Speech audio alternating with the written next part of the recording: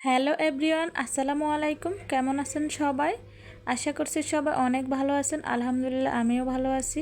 আজকের পর্বে আমি আপনাদেরকে তৈরি করে দেখাবো মাত্র একটি ডিম দিয়ে নরম সফট এই প্যানকেকটি তৈরি করে দেখাবো। আশা করছি আপনাদের কাছে খুবই ভালো লাগবে।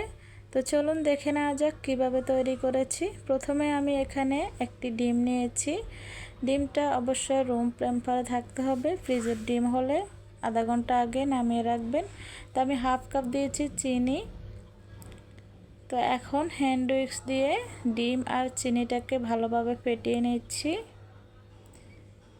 চিনিটাকে গলা পর্যন্ত ফেটিয়ে নিতে হবে। তো এরপর দিয়ে দিচ্ছি 1 চিমটি পরিমাণ লবণ। এখন দিয়ে দিব 3 টেবিল চামচ সয়াবিন তেল। তো আবারও একটু ভালোভাবে ফেটিয়ে নিচ্ছি।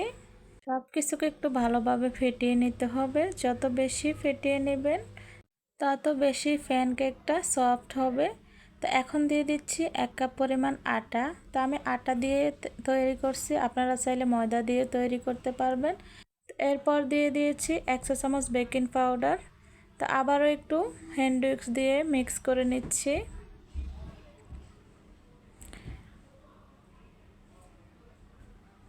তো খুব ভালোভাবে মিক্স করে নিচ্ছি। তো স্বাদ বাড়ানোর জন্য আমি দিয়েছি 1 টেবিল চামচ গুঁড়ো দুধ। হাফ চা চামচ দিয়ে দিচ্ছি ভ্যানিলা এসেন্স। এতে করে কেকের ফ্লেভারটা খুবই ভালো আসবে। তো আবার একটু হ্যান্ড উইক্স দিয়ে ফেটিয়ে নিচ্ছি। তো আমি আবারও বলে রাখছি, এই প্যানকেকটা তৈরি করার সময় যত বেশি হ্যান্ড উইক্স দিয়ে ফেটিয়ে নেবেন ততই কেকটা ভালো হবে, সফট হবে। তা আমি চামচের সাহায্যে একটু দেখিয়ে দিচ্ছি এর ঘনত্বটা কেমন হয়েছে। দেখে বুঝতে পারছেন, খুব একটা পাতলাও না আবার ঘনও না।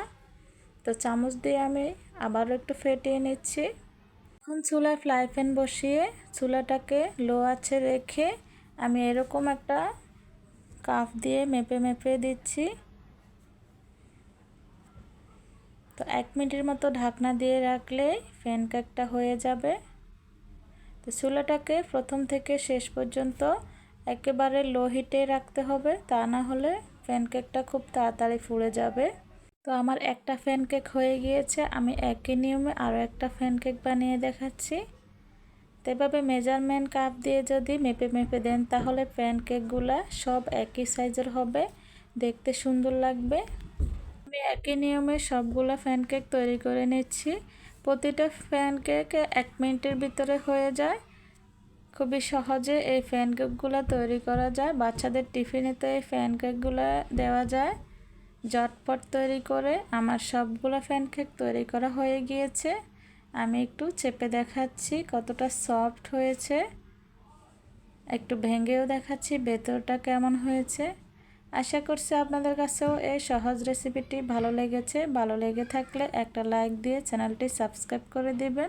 আর যারা ফেসবুক পেজ থেকে ভিডিওটি দেখছেন তারাও একটা ফলো দিয়ে দিবেন। আজকের জন্য এখানেই বিদায় নিচ্ছি। আল্লাহ হাফেজ।